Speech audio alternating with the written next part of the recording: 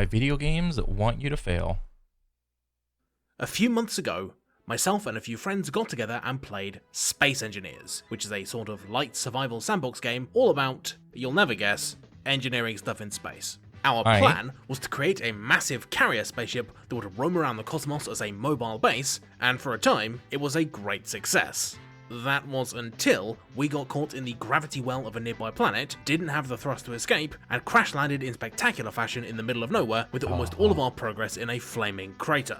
We came very, very close to just calling it a day and restarting. After all, the situation was basically hopeless. But instead, we chose to try our best to salvage things, retrofitting our mining ships into terrestrial scouts, creating an entirely new energy infrastructure and engines out of scraps, and eventually, mining out a frozen ocean to make just enough hydrogen fuel to blast our ruined ship back into space and escape the horrible wolf-infested planet once and for all. It was a fantastic little journey, That's and pretty one that cool. never would have happened if we'd simply taken the easy way out and reverted to an older save, or just restarted. And that got me thinking. More and more, it feels like games, particularly more mainstream ones, are designed around trying to give players as many means as possible to avoid feeling like they failed, while still clinging to the apparent necessity of a failure state. We've got quick time events that pause to ensure you've always got enough time to hit the button. Old school games are... Bro, that pause was huge. Like, what? Bro, I could have went and taken a piss for that long. Dated to give you basically infinite lives, checkpoints that mean you only ever lose like 10 seconds of progress if you die, and multiplayer titles that put you up against dumb bots pretending to be players to ensure you always get a taste of victory. But I can't help but wonder that in protecting players' psyches from the feeling of defeat, we might lose something else as well. Okay, so developers, for the most part, with all like the mainstream games he's talking about, developers don't really care about skill expression in their game. All right, what they care about is the bottom line, the money. All right, what's gonna make money? A game where you feel like there's like some sort of sense of progression. You know, you're always winning. You know, shiny sparkles, lights, lasers. You know, colors, big like happy sounds. You know, those things are gonna keep the player keep playing. Things like you died, you're dead, losing screen, you know, second place or whatever. Those things don't make a player want to keep playing if you're constantly losing. You know, in terms of, you know, there are games with, you know, that are outliers in this respect, but you know, for the most part, he's talking about like mainstream games. After all, if my friends and I had simply bailed after our spaceship crash, we would have missed out on a super cool adventure that only happened because our captain failed to pay attention to the radar. The problem with these loss aversion systems isn't the fact that companies are dumbing down their games for casuals. Well, they kind of are, because if a game is made for casuals, it's like you're casting a net to the widest audience in an attempt to keep them playing your game the longest. When a player or a casual or whatever is playing your game, that means they're not playing your competitor's game. So when you got their attention, you need to keep their attention, all right? Because a lot of like mainstream developers now aren't making sequels, they're not making new IPs. What's the trend? Games as a live service, microtransactions, cosmetics, pay to win, pay for convenience, so on and so forth. So when a game can capture a player in that respect, they're going to just keep playing that game as long as they're perceiving themselves as not losing. Because that's simply not true, no matter what lesser video game critics would have you believe. Instead, I think stuff like quick loading, giving players an arbitrarily large number of lives or whatever, are actually great for accessibility purposes. Okay, hey, the whole quick loading thing, that is a quality of life thing, and I resent that. I like quick loading, all right? Like, you could take like World of Warcraft for example. Like nobody plays like now or whatever really, but like one of the main critiques of like raiding is like the corpse run back or whatever. Granted, there are a couple means that prevent that, but like for the most part, why does Final Fantasy let like when you die to a Final Fantasy boss, you just like spawn right back in front of the boss and you're ready to go. In World of Warcraft, like you res at the graveyard, you got to go back in the instance, you got to start from the instance, run back to the boss through all the other chambers just to get there, and it's like by the time you get back, you wasted like what 5-10 minutes just to do all that shit. It's like, let me just fucking die and then retry. All right, it's that simple. But they're often misappropriated to try and fix a more fundamental issue, namely that failure in games usually isn't very interesting. Alright, I know that doesn't sound like a revelation, but bear with me here. Whenever you lose in a game, whether that's dying, failing to complete some sort of objective, or simply being beaten by someone else, games more often than not become less entertaining as a result. Depending on, you know, what you're there for, like while you're playing the game. Are you there to like, because you like the game, you like the franchise, you want to get better at it or whatever. Maybe you're playing a fighting game and you just keep getting your ass handed to you. And then, you know, you go through the whole cycle of, I'm losing. Why am I losing? Because this person did this and this to me. So I got to do that and that. And then maybe I'll come out with a win, so on and so forth, you know? You might have to respawn and replay through a bunch of stuff you've already done, or you might get weaker long term, or you might just get booted back to the title screen with nothing to show for it but a wasted hour and a feeling of shame. None of which I'd really call a good time. And so, Right. when that... There's only so much losing that a player can tolerate before they're just done with a game. They're just fed up with it. What you've got to look forward to whenever you lose, can you really blame players for reaching for the quick load or surrender button when something goes wrong, or developers for designing their games such that players don't really have to lose at all? Luckily for us, a collection of really great titles over the last few years have managed to buck this trend and recontextualize defeat by doing the impossible and making losing fun. Or, if not fun, then, you know, at least interesting. So, how do they do this? Well, I think the key factor when it comes to making failure in games work is to think about it as a vector for interesting consequences, rather than just as an excuse to arbitrarily punish the player for losing. Look at Strange Horticulture, for example, a puzzle game with a sort of health system represented by... Granted, with whatever game you're playing and whatever like event happens and you lose, in general, losing is like a learning experience that you have to go through in order to overcome a challenge in a game. Your sanity. Recommend the wrong plants to people, and you'll lose sanity. Lose too much, and you have to play a little minigame, then the game boots you back to the start of that day. But no matter what you do, the puzzles don't change, nor do the flowers you find to populate your shop. All you've actually lost is time. The result of your failure is just sort of you being bored for a bit while you catch back up to where you lost all your sanity, knowing exactly what all the answers are and what you're gonna find. Which isn't a whole lot of fun, and doesn't exactly encourage you to keep playing after you've lost, does it? Instead of making the result of defeat a temporarily worse gameplay experience, I think the best games that manage to make failure a natural and meaningful part of gameplay use it as a way of upping the stakes or adding some new wrinkles. So Sifu was a great example. Apex, not the best example, but whatever, let's keep going. To gameplay that encourages players to jump back in.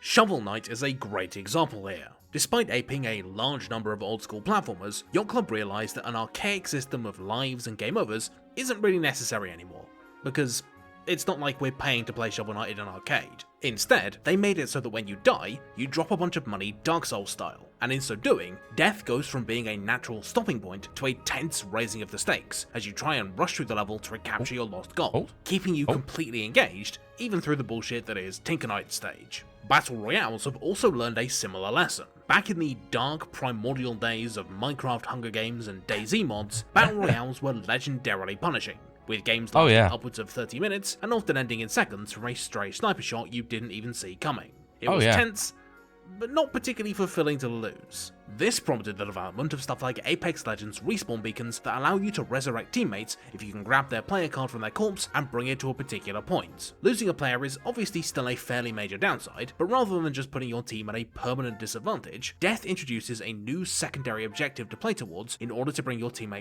Bro, he's gonna get the res off in like, well, there's only 3 squads left. And what? It's a 4th ring? Oh, it's just a pub.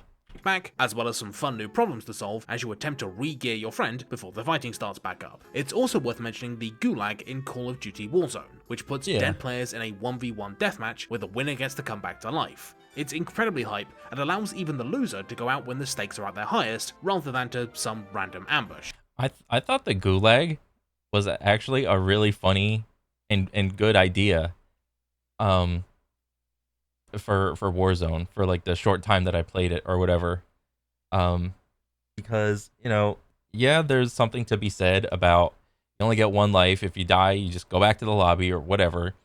But there's also something to be said about keeping a player engaged, and also, if you're like a higher skill player or whatever, and you're just like chugging through the game or whatever, like giving players an opportunity to like just come back in, it feels good. It doesn't feel like you just mow down a zone and now there's like no one around you. You got to start like running somewhere else. It's like you're constantly looking up into the sky to see if like somebody's about to land on you or whatever. And it's like, I don't know, it just keeps you engaged or whatever. Even survival horror games operate on the same kind of principle.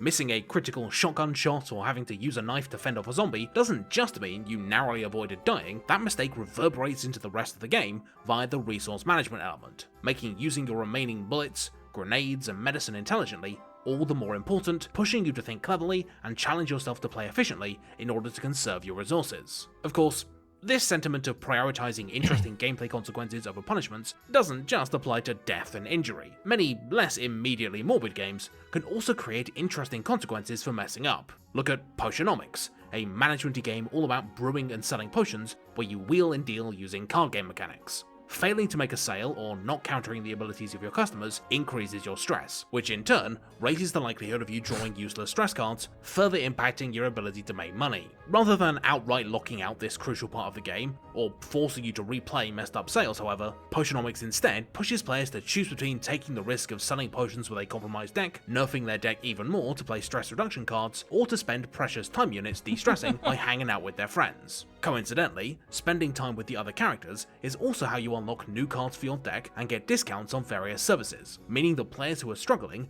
don't get left behind and they can quickly come back with a new strategy and catch back up. In this way, using failure as a way to force interesting decisions on the player is a much more effective means of I building never up played this tension game. and strategic depth than just sort of killing you for making a mistake, which often serves to reset the player's stress level rather than heightening it.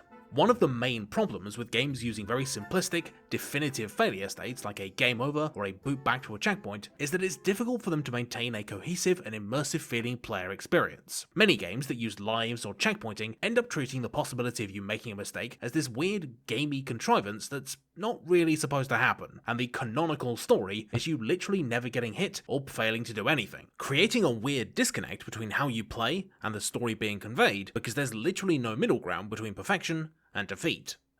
Okay, so on that point, like ultimately at the end of the day, the game is just gonna be whatever the developer wants you to play. Like how like there's an image or like a set thing that the developer wants you to do, and however forgiving the developer chooses to be to the player is gonna be left up to them. And you can either play the game or not play the game.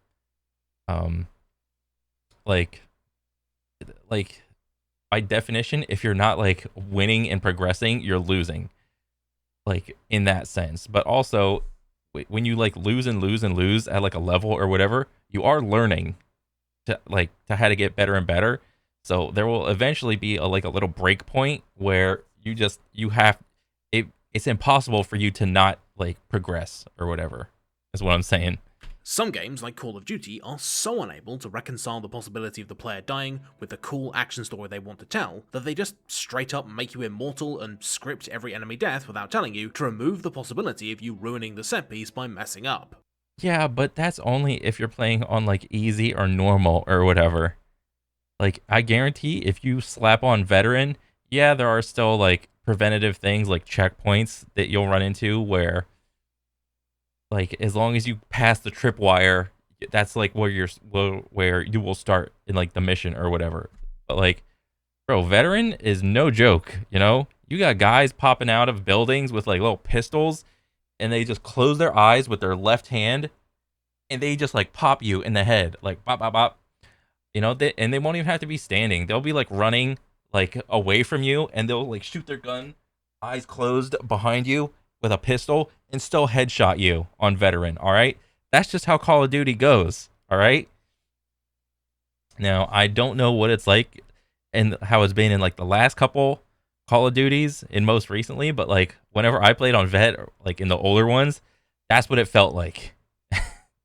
It doesn't work for all games for obvious reasons, but by making losing an organic part of a game's ludonarrative experience, it's much easier for games to cultivate and maintain a specific vibe. And the best games do this by having smaller, more granular failure states that can flow together much more smoothly than an abrupt game over. Oh boy, another great video highlighting how awesome Titanfall 2 is. Who'd have guessed? In my eyes, no game does this better than Darkest Dungeon, a strategy RPG all about doomed heroes going insane and getting murdered by a variety of horrible beasties. Despite how punitive Darkest Dungeon gets, it has an incredibly wide spectrum of ways things can go wrong. Characters don't just die when they hit 1 health, they enter death's door, which simply means they have a chance of dying when hit, and characters go insane at 100 stress, gaining a semi-permanent floor, but they don't actually die until they hit 200, which is pretty hard to do. Beyond even that, characters can get permanent malices and diseases as a result of their adventures that may or may not be more trouble than they're worth. By not simply killing characters off when a skeleton splashes them with sand juice, but instead maiming and psychologically breaking them, Darkest Dungeon is able to tell much more affecting emergent stories of gradual corruption. And that's not even counting the fact that heroes are easily replaced with most of your investment going into the town itself, and that you only really lose Darkest Dungeon if you go into the final mission unprepared. So like, I think like homebrew D&D rules tried to do something like this, like as opposed to like the binary like win-lose state in games. Whenever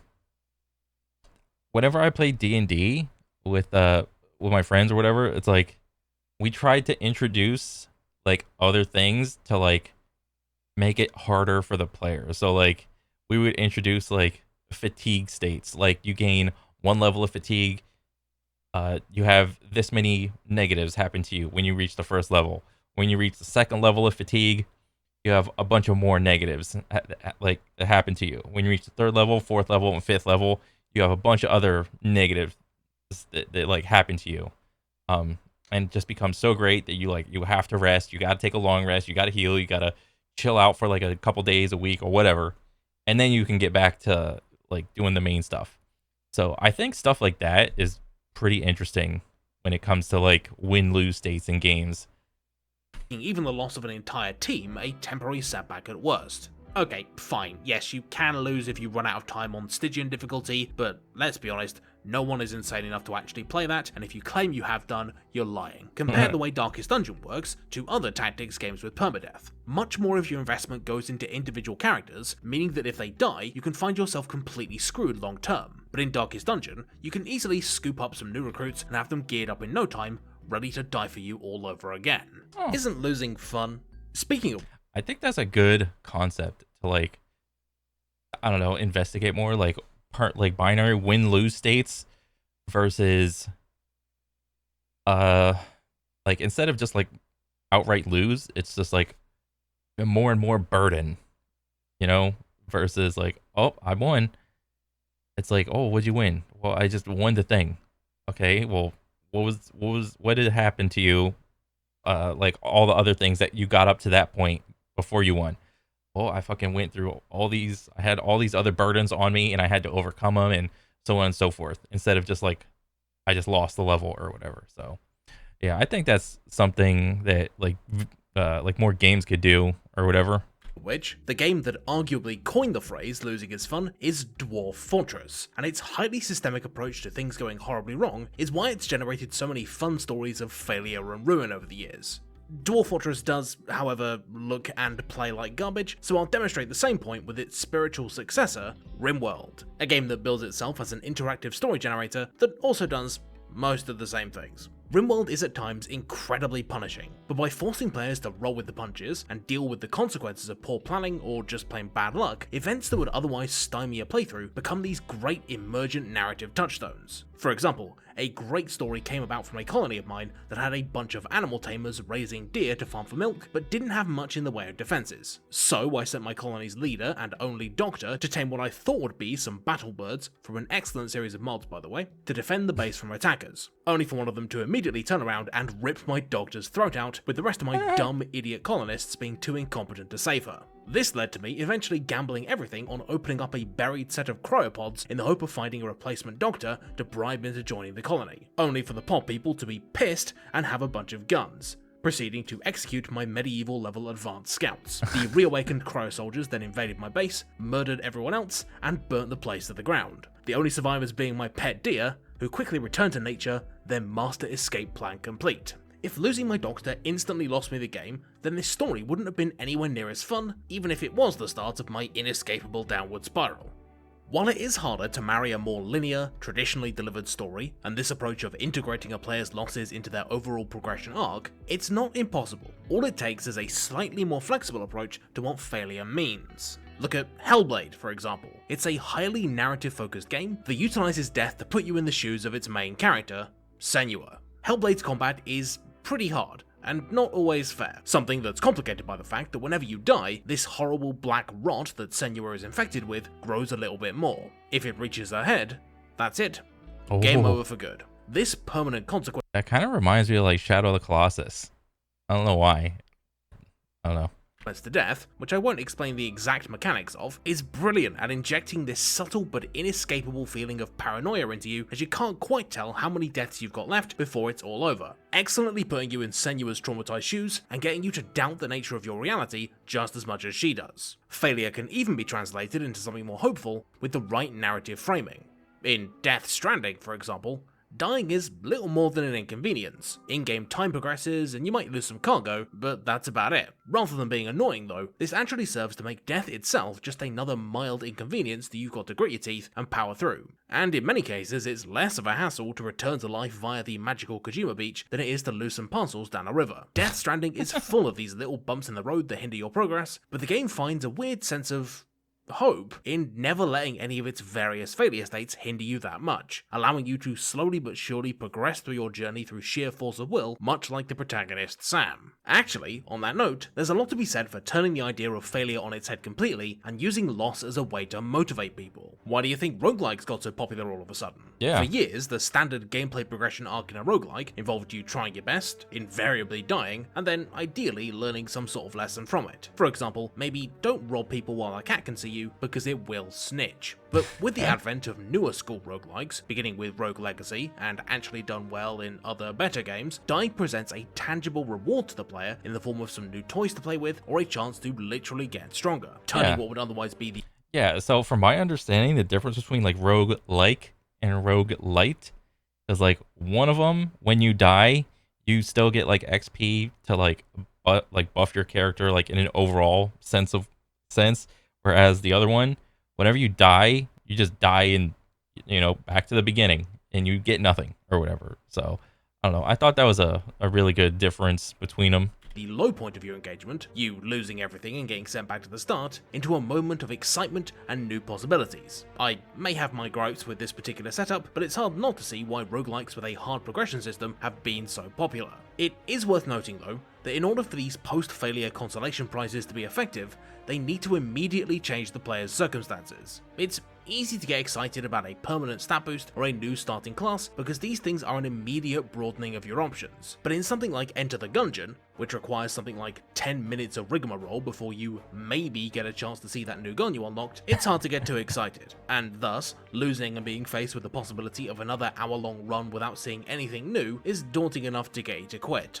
Of course, the undisputed monarch of games that feature losing over and over again as a key theme, but still manage to frame themselves around always getting back up, is the beloved genre of Kingsfield-likes, known to casual gamers as Souls-likes. Yeah. The most obvious way Soulsy games achieve this effect is by having you drop your souls when you die, You know, like I talked about earlier with Shovel Knight. Bloodborne even goes a step further and sometimes makes you get revenge on the enemy that killed you, which is a great extra detail. But I think what deserves far more praise in Souls-like games is how FromSoft not just managed to make death interesting, but are able to psychologically condition you to power through getting smushed by a big boss over and over again. A key element of Dark Souls is perseverance, with players learning that if they improve with every death, eventually they'll win. And one of the most important ways that this is communicated is with obligatory early game big boys that you're absolutely not expected to stand a chance against your first time through. Whether it's the Vanguard Demon, Ludek's Gundyr, Ganishiro, or this random-ass werewolf, these guys will hit you with a death that feels kind of unfair right out the gate, before immediately letting you enact some kind of revenge to seal in the lesson that not only is death not a big deal, chances are you'll fare much better if you just keep trying. Ludek's Gundyr is designed to take you off guard with his surprise second phase, but otherwise he's pretty easy. These werewolves get downgraded to regular enemies once you actually have a weapon. Dying to Ganishiro in the tutorial in effect rewards you with a cool grappling hook, and Elden Ring even gives you a nice easy tutorial boss to destroy once you've gotten killed by the grafted Psychon, only to immediately put you back in your place with a terrifying foe. Additionally, on a macro scale, FromSoft have only committed to this element of making it easy to charge back into the fray as time has gone on. Runs back to boss fights in older games like Dark Souls 1 are absolute marathons, and often end up completely taking the wind out of your vengeance sails long before you actually reach them. But bro, that is a long ass corpse run. Like, if you beat those games, then my hat is like off to you. Like, holy shit. Me right now, I don't think I would have the patience to do something like that, dude. In newer games like Elden Ring, Stakes of Marika allow you to respawn just outside the boss fight, such that even dying never really manages to knock you out of that all-important Dark Souls zone that you need to be in to beat the hardest bosses. I think the recent mainstream success of Souls-likes and quote-unquote hardcore games prove that there are some developers out there who understand that the capacity to lose. Monster Hunter was so great at this.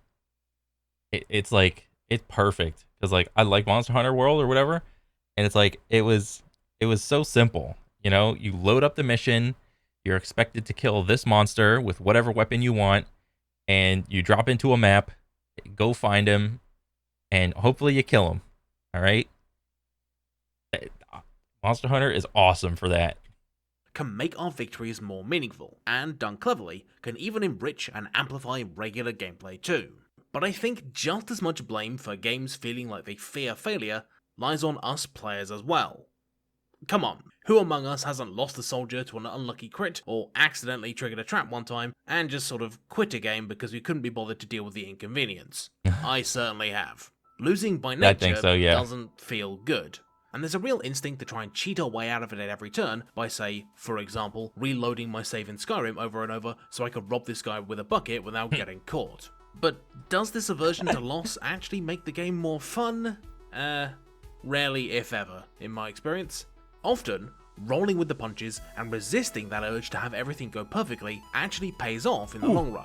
When I was playing through Hitman 3, I habitually quick-saved constantly to ensure that whenever I got spotted, I could instantly reload and try again without having to play cat and mouse with the guards. Oh, the save scum. Ugh.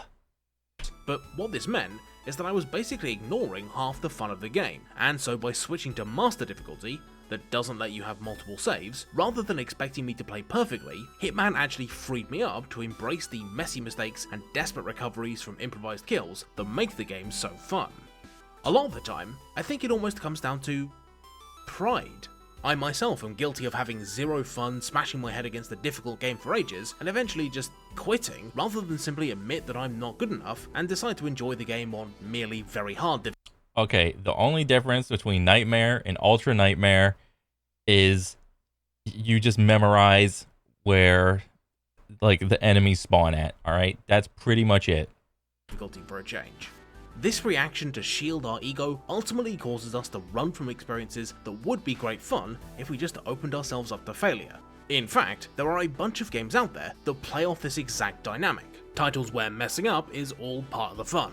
Kerbal Space Program is great fun to toy around with, and facepalm as my latest Doom mission blows up in my face. Manipulating things in VR is often incredibly unwieldy, but there are some fantastic moments of clumsy terror in games like Half-Life Alyx as you run around lobbing boxes of head grabs because you accidentally unloaded your gun and you can't find the magazine. And in Trombone Champ, a quote-unquote rhythm game, it's basically impossible to play a listenable version of the song on your horrible out-of-tune trombone, and whether you enjoy the game basically comes down to how much you like making a complete fool out of yourself. And, you know, maybe there's something to be said for us over-prioritizing failure states in general.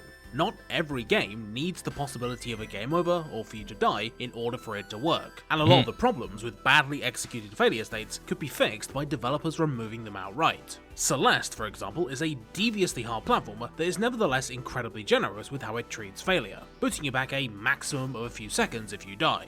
This frees the game up to focus on these intense, precise platforming gauntlets, and the player to focus on never getting overwhelmed or punished too much for messing up, letting them make slow but steady progress up the mountain. Puzzle games too.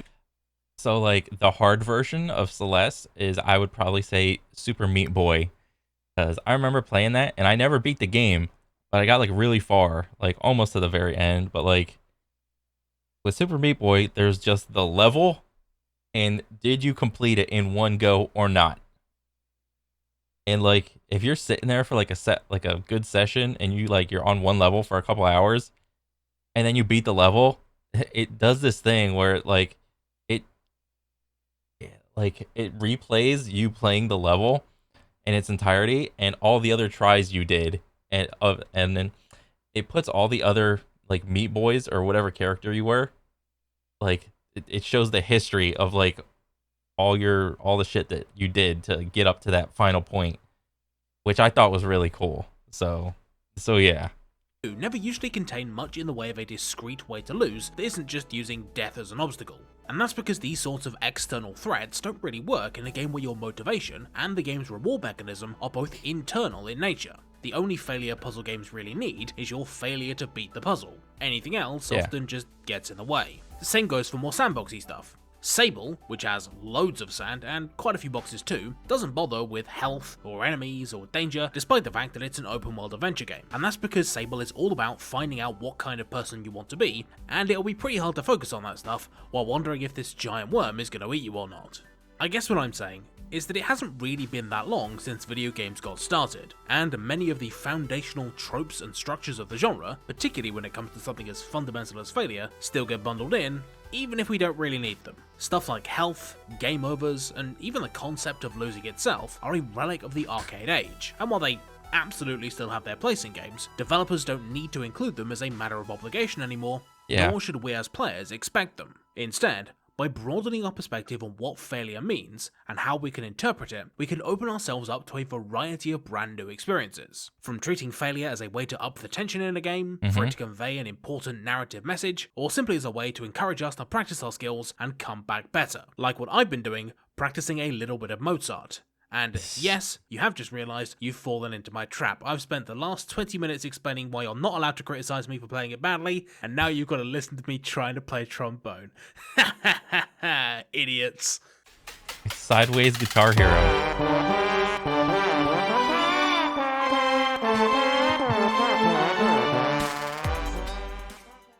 Hello and welcome to the After the Video segment. That bit at the end of the video where you eagerly tab out on whatever game you're currently playing to pay rapt attention to the most important part of this particular episode. Yes. Why? Because I'm about to talk about some cool people who are much more deserving of your attention than me. First of all, an internet person I think you should be made aware of is Eli_handle_b.wav, which is a suitably silly name for one of my new favourite comedy YouTube channels. The entire shtick of the channel is to insert movie characters into games with some impressively seamless editing and brilliant comedic timing. Is it clever? Is it nuanced? Is it artistically meaningful? Yes it is. Yes to all. I gotta go check that Start out. with Austin Powers in Mass Effect 1, it is great. But where would I be without singing the praises of my even greater patrons, who tirelessly work real jobs actually contributing to society so that I get to keep making dumb YouTube videos for all you cheapskates to enjoy. Patreon is the absolute best way to ensure videos like this one keep getting made. And I'll be honest, a donation of $1 for 1 month on Patreon is worth more money than you watching every single video I ever put out on YouTube. So in return, if you want to support the channel that way, I'll give you behind the scenes stuff, bonus extra game design goodness, and even my personal permission to turn on your ad blocker when watching my videos. And if you donate $10 and join the rest of my mysterious benefactors, however, you'll even earn the grand prize that is me saying your silly internet handle at the end of every video. Like these cool people, who are Alge, Ouch. Bro, this is a great video. And I really like the difference that he made between like the win or lose state versus like the lose versus more burden state. You know, the game is still beatable, but you just got a lot of burden on you or whatever. I thought that was like a great comparison. And it's like, yeah, I mean, a lot of games nowadays, they're just really easy or whatever. And that's like one of the main reasons why the Souls likes or whatever have like prospered and to like much success or whatever. So yeah, I thought this was a great video. I want to see more. And yeah, that's pretty much it. All right. Take it easy, guys. Later.